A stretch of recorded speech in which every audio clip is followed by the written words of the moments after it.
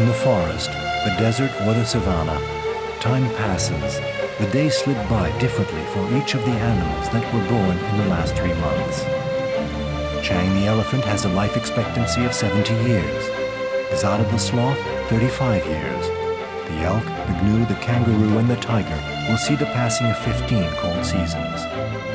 All were just born, but the urgency with which they must learn to survive differs.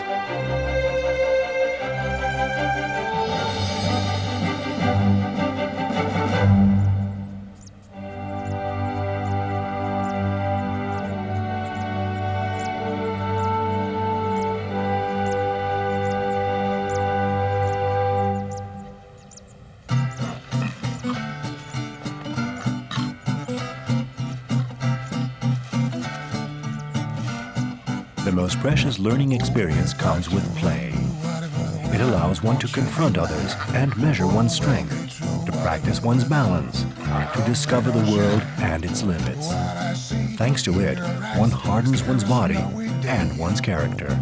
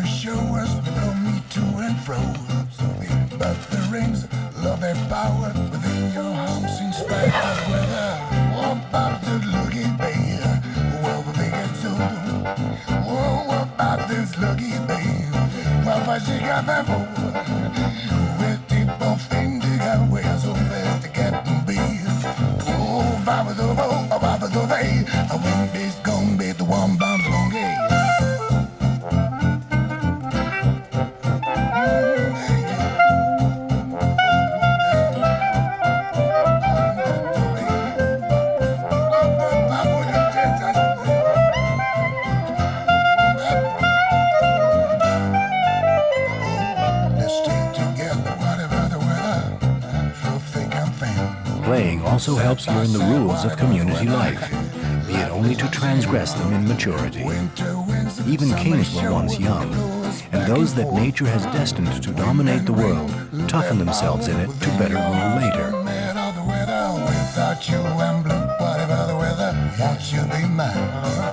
Well, be true, whatever the weather, come rain or shine.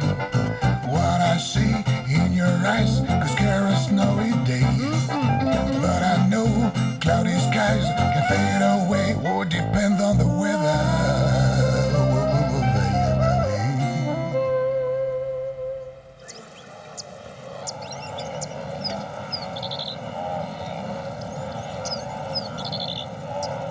A shiver has passed over the gnu herd. As if sensing some urgency, Cora suckles with renewed vigor.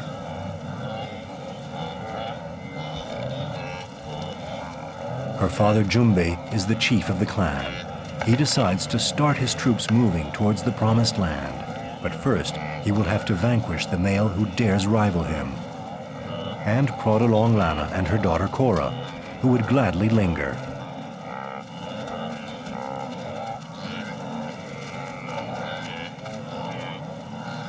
The long march resumes, interspersed with short pauses to recover one's strength. How abundant is the grass, gorged with water from the heavy rains. To the end of the horizon, other columns, other gnus, other zebras are coming to link up with the herd. It's the last rallying point before the river.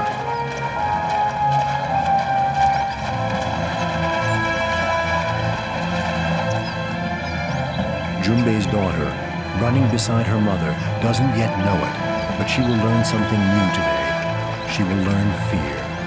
Fear that can save lives or destroy them.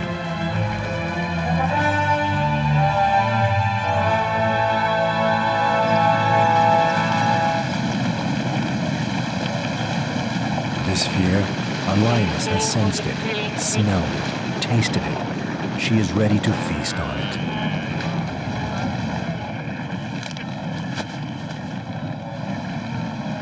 The chase continues. The predator seems to hesitate before such a profusion of news.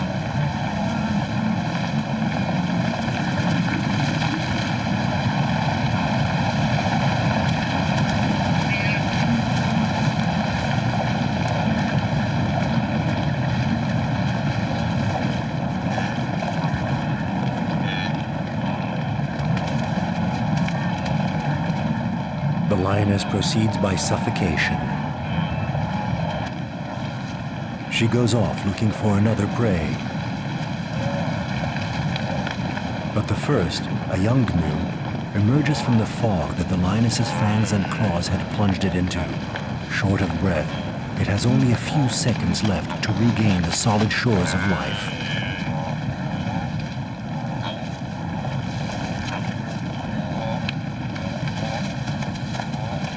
The lioness did not achieve the carnage she had imagined. She must continue on and on till she is drunk with the hunt.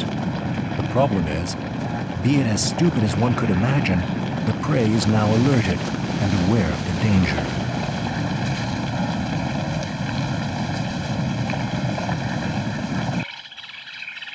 Nothing can ever be taken for granted, nor for the prey, nor for the predator. Killing must be learned, and a mother is there to demonstrate. Under the eyes of her young, a female cheetah has killed a good-sized impala. The catch interests a spotted hyena. She knows that the cheetah, exhausted from her final sprint, will not have enough strength left to stop her from stealing the prey.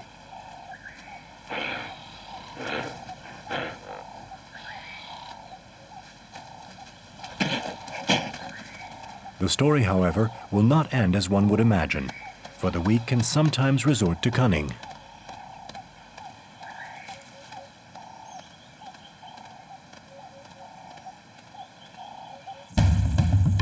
Learning to hunt or to survive is not that simple. A cheetah springs off after a gnu, who doesn't give up. The task of the cheetah is so complicated that his brother jumps in to help. A second gnu comes to defend his kind and manages to free him. Cheetahs are experienced killers who do not let their prey escape. An incredible struggle. The gnu's destiny is sealed.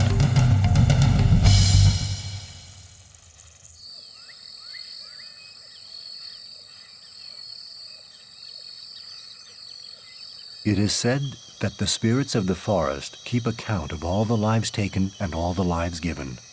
Today, a life will be stolen. For her first month, Xada fed only on mother's milk. Then she learned to eat leaves. Since a few days, she has detached herself from her mother's body. The time has come for her first forays into autonomy. Now, although she regularly goes back to her daughter, Luana finds herself independent too. She heads off towards new trees. Another stage of her life begins. Not far from there, a puma pads through the forest. Attracted by the strong odor Luana leaves in her wake, he approaches the tree she climbed.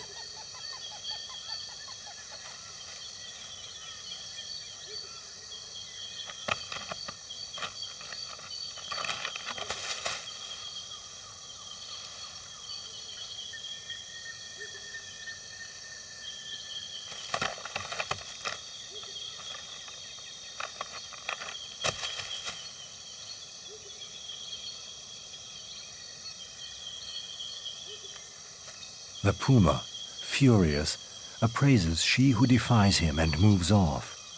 He cannot accept defeat. For the third time, he leaps towards Luana. For the hunter, the higher the leap, the greater the fall. Stuck in the fork of a tree, he must maneuver to extirpate himself, and slides back down to the ground.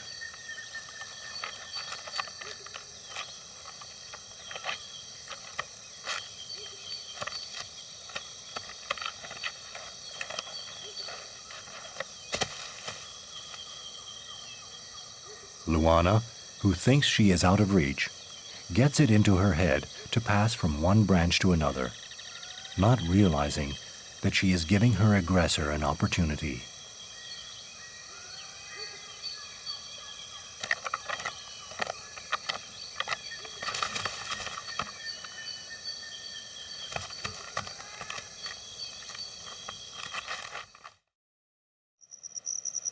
It is said that the spirits of the forest keep account of all the lives. if it sometimes happen that the count is one short, it will no doubt have little effect on the beauty of the world.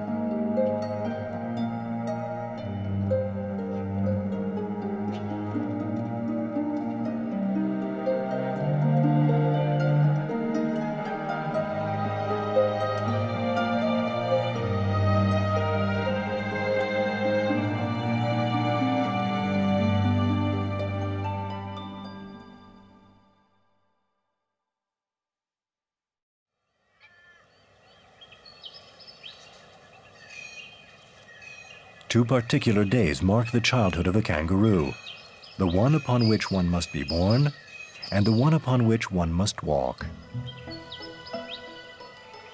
Today, it is time for Toku, Burka's son, to make contact with solid ground, and to learn that the world does not take kindly to clumsy kangaroos.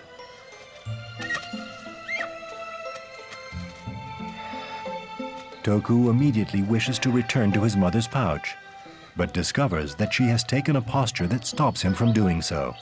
She, and only she, will decide when it's time to rest.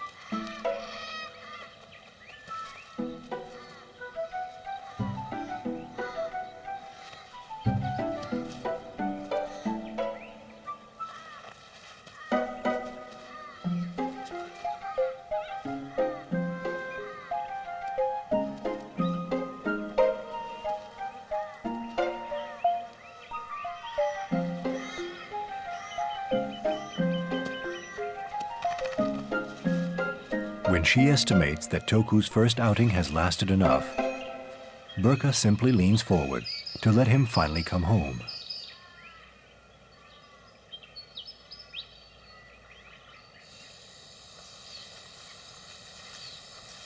A muddy pond, elephant heaven, except for Chang. Dara's daughter heads towards the pond along with the whole troop. Suddenly, the young elephant gets scared. She doesn't want to bathe. A few of her cousins bring her to reason and form a pack to keep her from escaping. She will not go against the laws of her species. Baths are a must for all wet-bred elephants.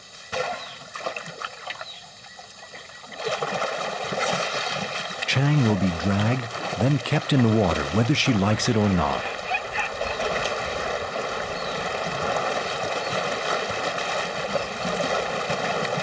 Baths are necessary because they drown some of the parasites that pierce the elephant's hide, because they are cooling, because they are a rite, a ceremony, a touchstone.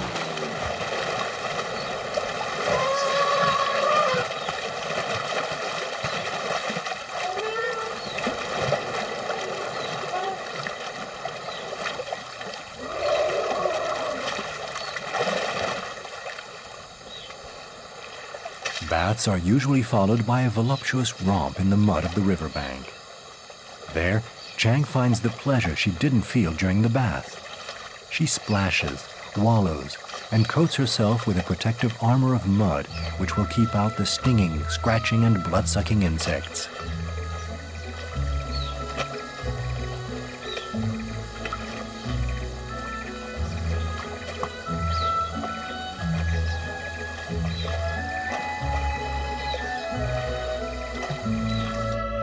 Everyone discovers in their own way the elements that they will need all through their lives.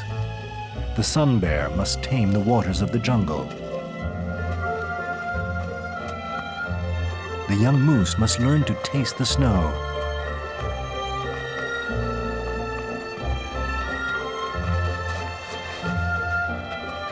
As must the white short-tailed weasel, which was brown in the warm season.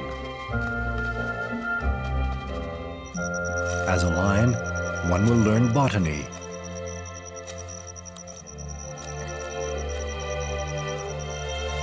As a bear cub, one will develop a passion for dry leaves.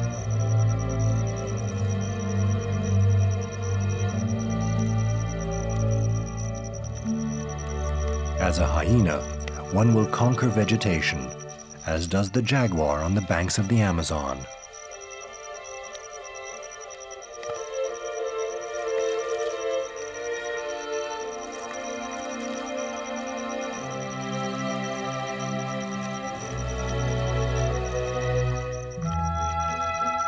All of them, the African elephant, the black bear, the lion, the ox, or the tiger, must learn and experience the marvels, the trickery, and the surprises of their environment.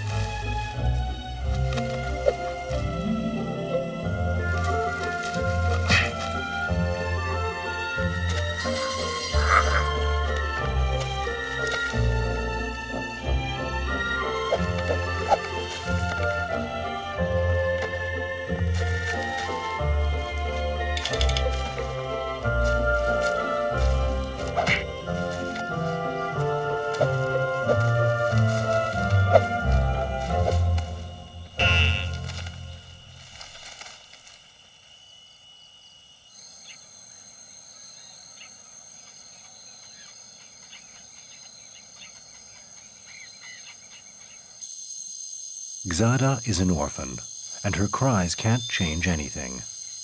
Xada is an orphan because the word justice means nothing in nature.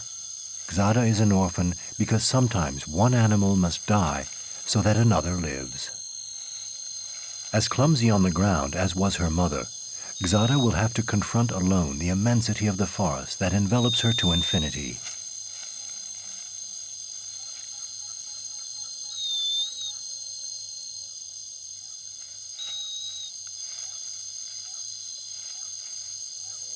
Xada was ready to live alone.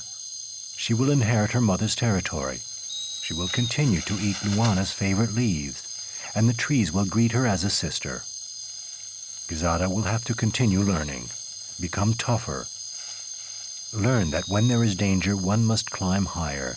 Never think that the height of the branches guarantees safety.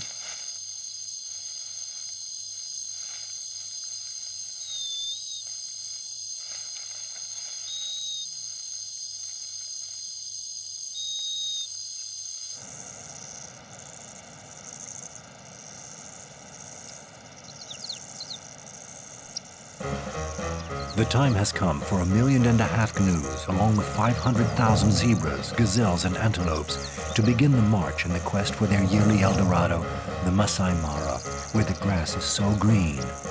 As usual, Jumbe watches over the weak, like Lana and her daughter Cora, making sure they have the necessary rest.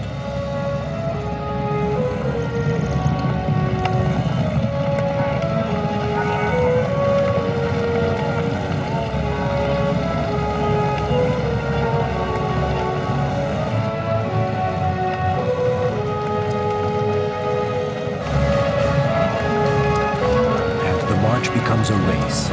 Don't forget that the path is there, that your ancestors followed it, and that you must in your turn, old and young to the point of absurdity, because thus is the law, and thus is instinct.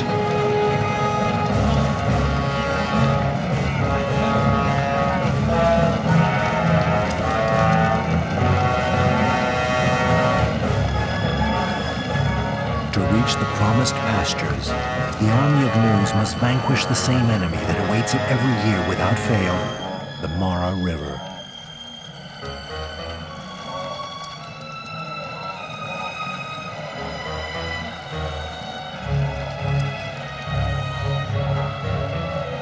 To Cora and her mother, The river looks strong, powerful, provocative.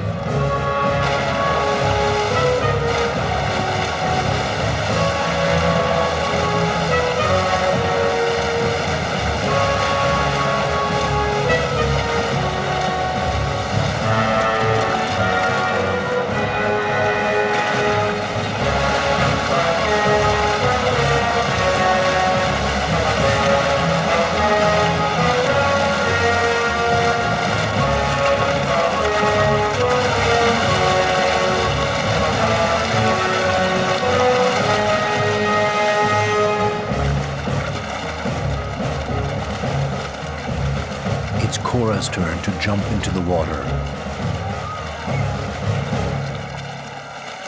She hesitates, pulls herself together.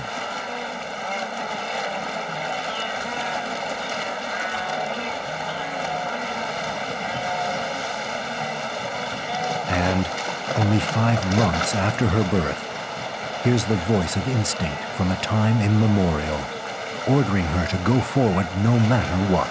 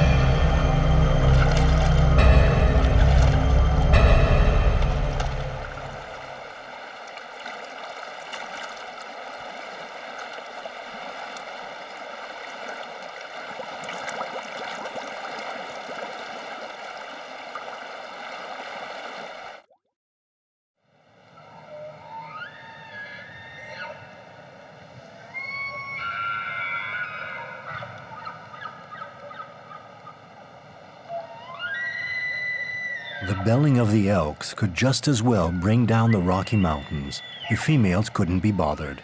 With them, Mahok and Saha are only concerned with hurriedly devouring the dying grass and the first falling leaves. In the forest, Moko, the dominant male, tries to round up several stray females.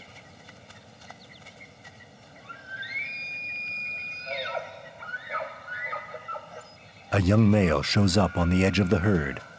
These females seem vulnerable to him because their master isn't there to stop them from being coveted.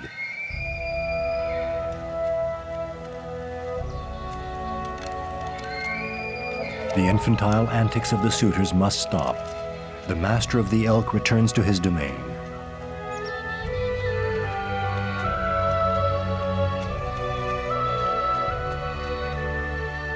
Two young males commence a ritual combat, as if to dispute a domain which doesn't even belong to them.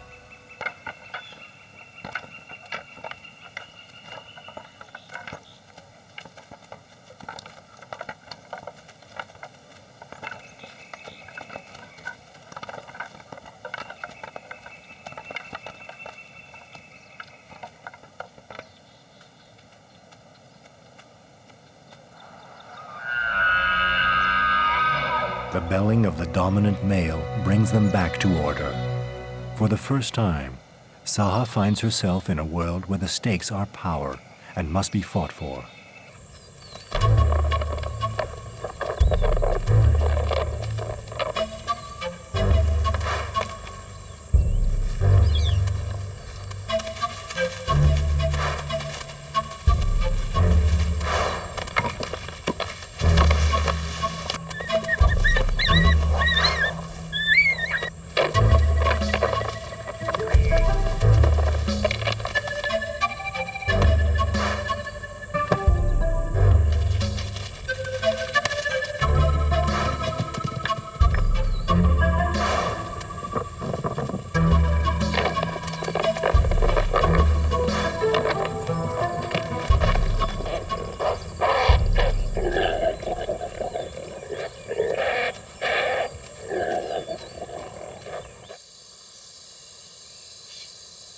Today, Dara has decided to take her daughter Chang for a bath in deeper waters. Used to just wallowing in the mud, the young elephant hesitates in throwing herself into such a sea of uncertainty. Luckily, her mother is there to push her in, softly, with love.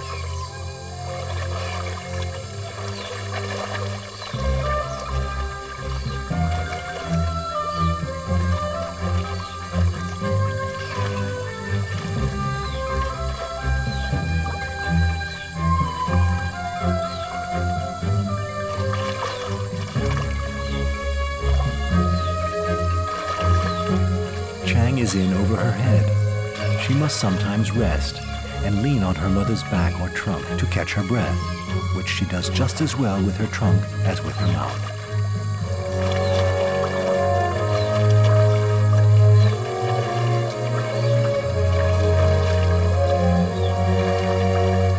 Mother and daughter will remain close for the 50 or so years Dara has left to live.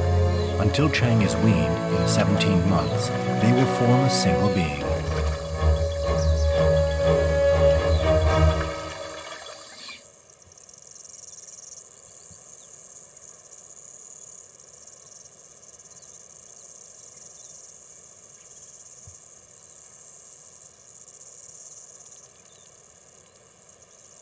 To cool off, as are doing Dara and Chang, when the rising heat crushes the world and makes it pant. That is the ordinary challenge for creatures of extreme environments.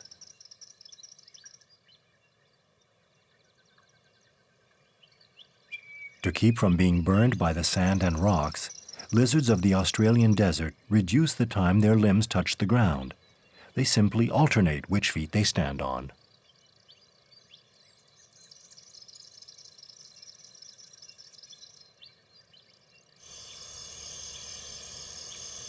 Flying fox bats beat their wings to cool off. They also open their mouths like a panting dog, with their babies clinging onto their stomach.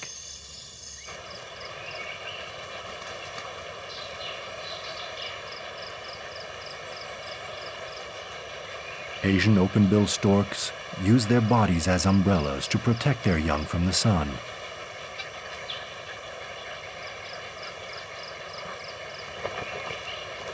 And when the temperature rises even more, the parents regurgitate trickles of water absorbed from a nearby pond. This shower will keep the eggs at a viable temperature.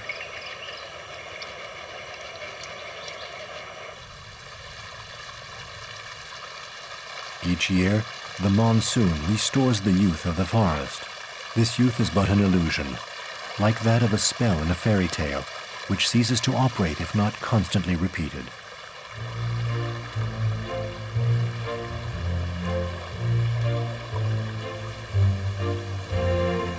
There will be a tiger child named Cha. He will incarnate the eternal youth of a planet still covered in primal forests. Cha discovers the world and the mysteries of the singing waters. He reminds us of a time of innocence.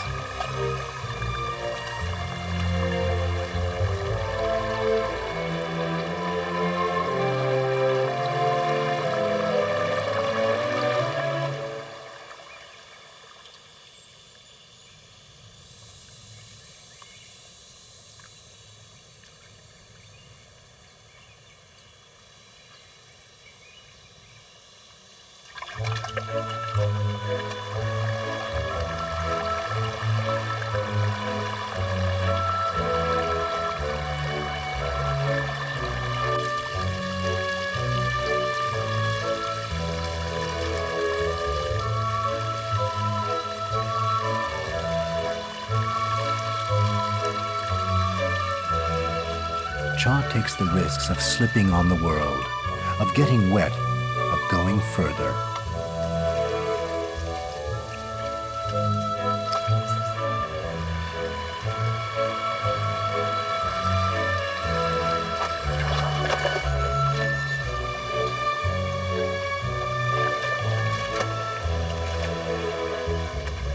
In Southeast Asia, the forest resembles our youth.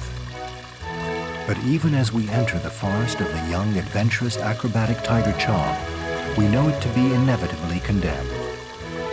But one has to pretend. Pretend to still believe in it. Pretend to still be optimistic. Pretend to remember lost innocence forever.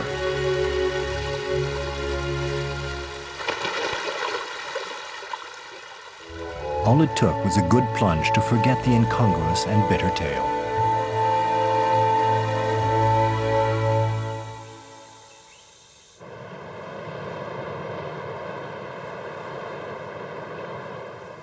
Burka's son Toku has become tougher. Each step on the ground is no longer an ordeal, even if he still uncontrollably wobbles on his springy legs.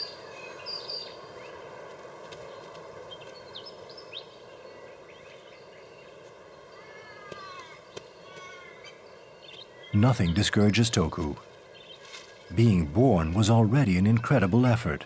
As a still unfinished larva-like being, he had to climb his way through a jungle of fur to pass from the uterus to the marsupial pouch. Compared to that journey, getting used to the harshness of life on an obstacle-strewn yet stable ground is literally just child's play.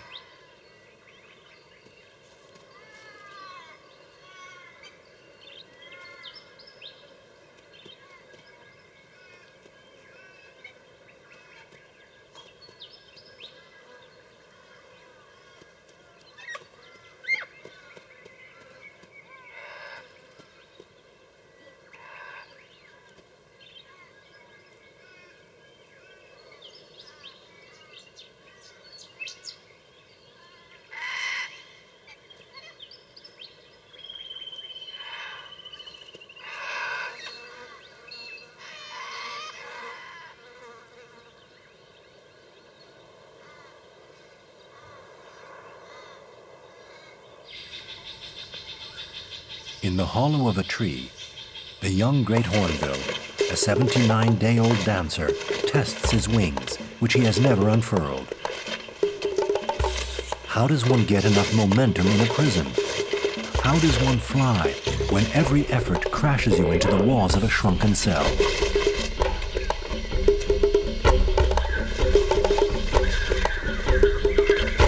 Suddenly, as if consumed by the desire for freedom, the great hornbill hurls himself at the slit in the trunk.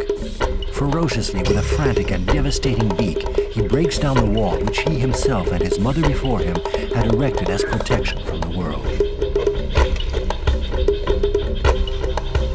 Finally, the great hornbill will tear himself away from his prison and fly free above the elephants that still forage through the last forests.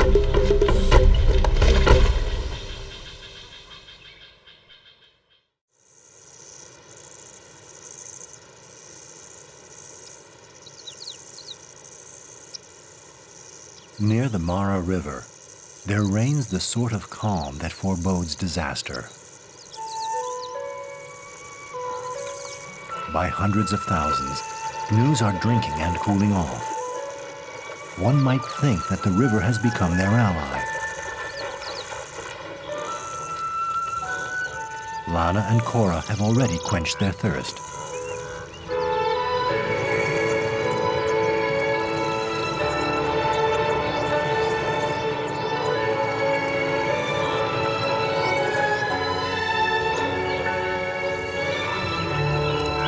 For the 2 million herbivores, this moment is a foretaste of happiness. But they soon must leave, for they have not yet reached their goal.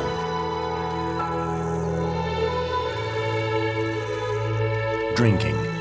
It's often the time when even the most fearful must relax their vigilance. Maybe a crocodile watches from beneath the water.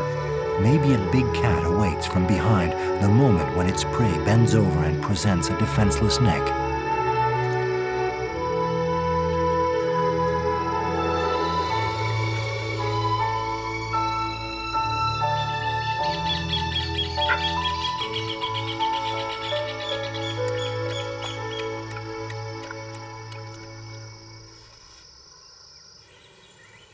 This morning, Prajan the tigress left alone in search of a watering hole.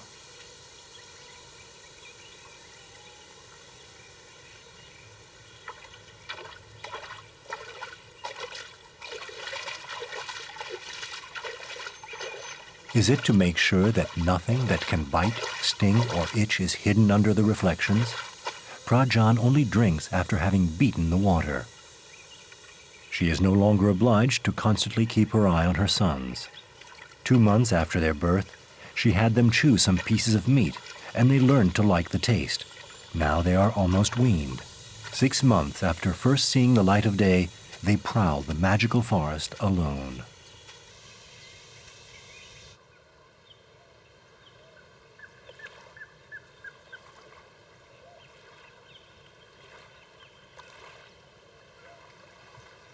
Luana's daughter Xada has approached the banks of the river, on which the receding waters have carved out light sandy beaches.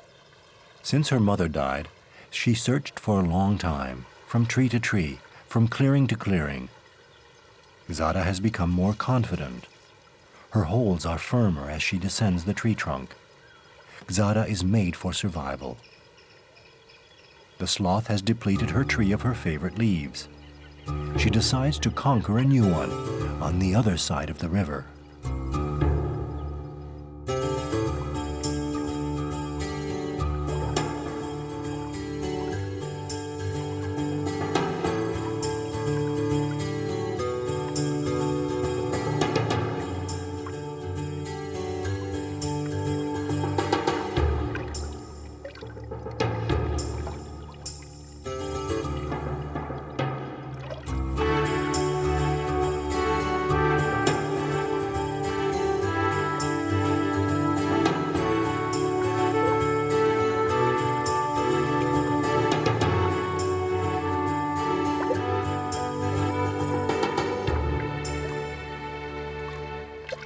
As can be expected, Xada arrives on the other bank.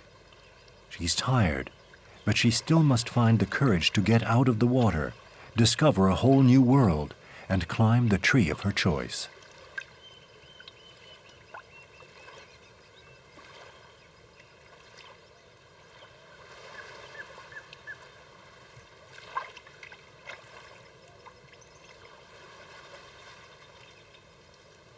Xada has achieved her goal. A new tree awaits her.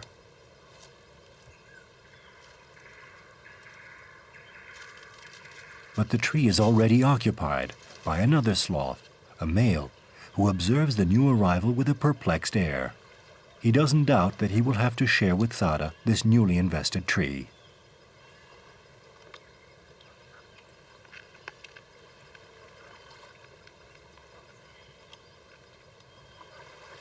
Xada is no longer alone. The adult male will be hospitable, and for a while will watch over her.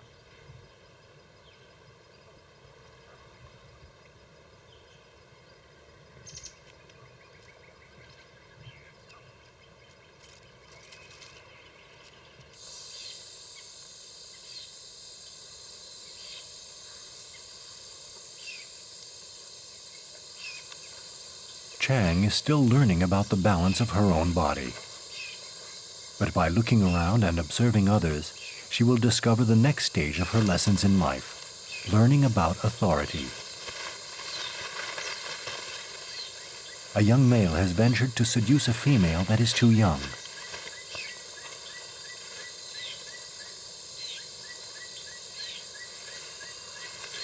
Little by little, he will discover that certain rules cannot be transgressed. There are laws in this society ruled by females. One of them is that young males are not authorized to partake in wanton behavior.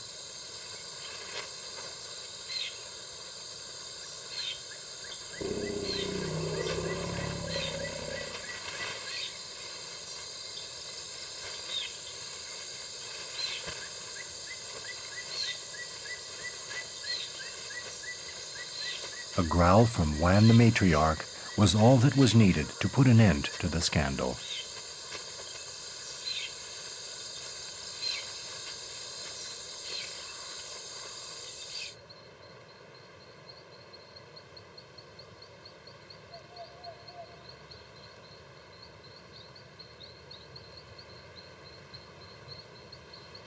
In the Rocky Mountains, the passing of time shortens the autumn days. Only a few are left for Moko the elk to impregnate the females of his harem.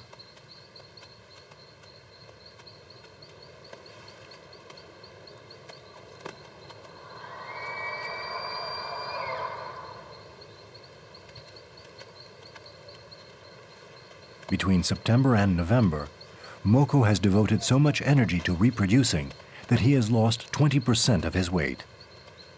A new cycle of life will soon begin. In time, it will be Saha's turn to find her place in it as a mother.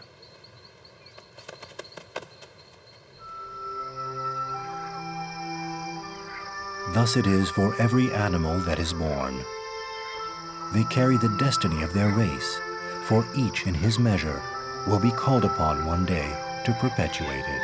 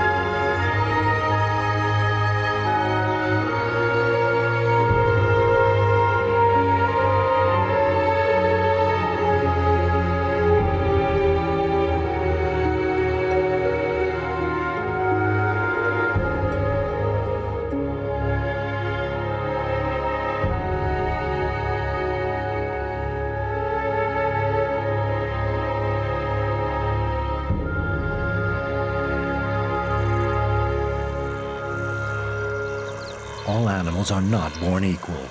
Life holds brutal and dangerous accelerations in store for some, such as for Cora, the young female gnu, who will have to confront the Mara River, that devouring liquid monster.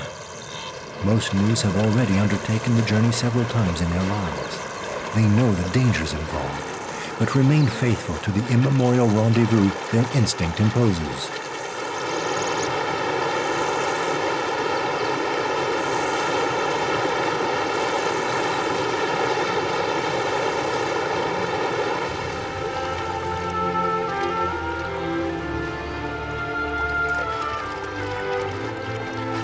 As for Cora, she discovers that the river can make you fall and fall again till even the idea of survival is abandoned.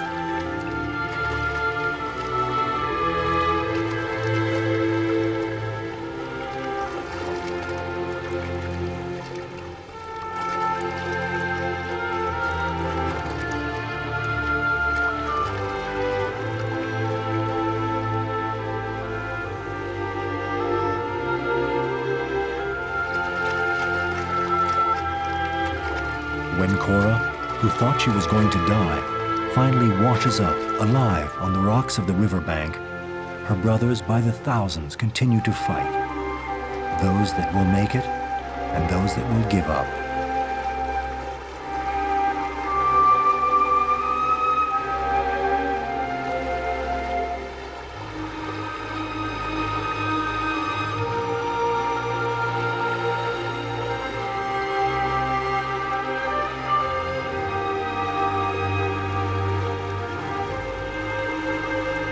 Under Cora's very eyes, the river vanquished a young gnu who turns back. He will find himself isolated and offered up to predators on the shore his kind have left behind.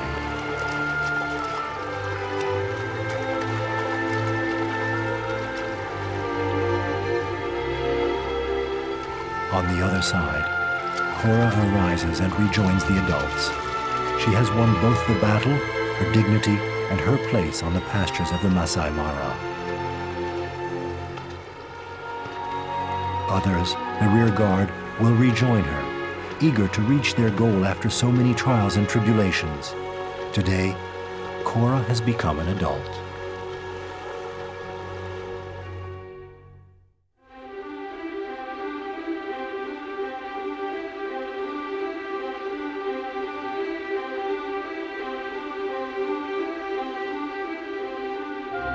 For Xada the Sloth, adulthood came like a bolt of lightning with the death of her mother Luana. Lightning may strike again, in the form of poaching or deforestation. She will fight with her weapons, torpor and indifference. Saha was lucky enough to have been born in a Canadian national park, one of the best protected areas in the world. A first winter to confront, the mountain, the harshness of the seasons and the weather will be her worst enemies, or her allies forevermore. Toku the kangaroo will learn to beware of man, as well as of snakes and dingoes. As he grows, he will also have to learn to do without the security offered by the cozy marsupial pouch. Cha was born to rule and to kill, as long as there are forests in Asia. One day, a highway, a city, a clamor will block the path of the young tiger, far from his singing river. He will have to learn to live with this new world.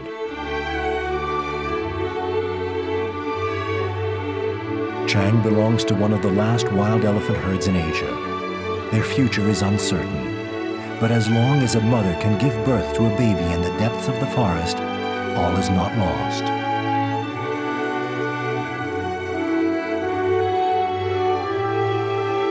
Cora would have never defied the hyena, the lioness, the storm, and the river. Cora would have never, as her kind have done for more than 1,000,000 years, have run breathlessly from the Serengeti to Masai Mara. Cora would have accomplished nothing if a mother had not watched over her from that very first dazzling moment when her eyes opened onto the first dawn of the world.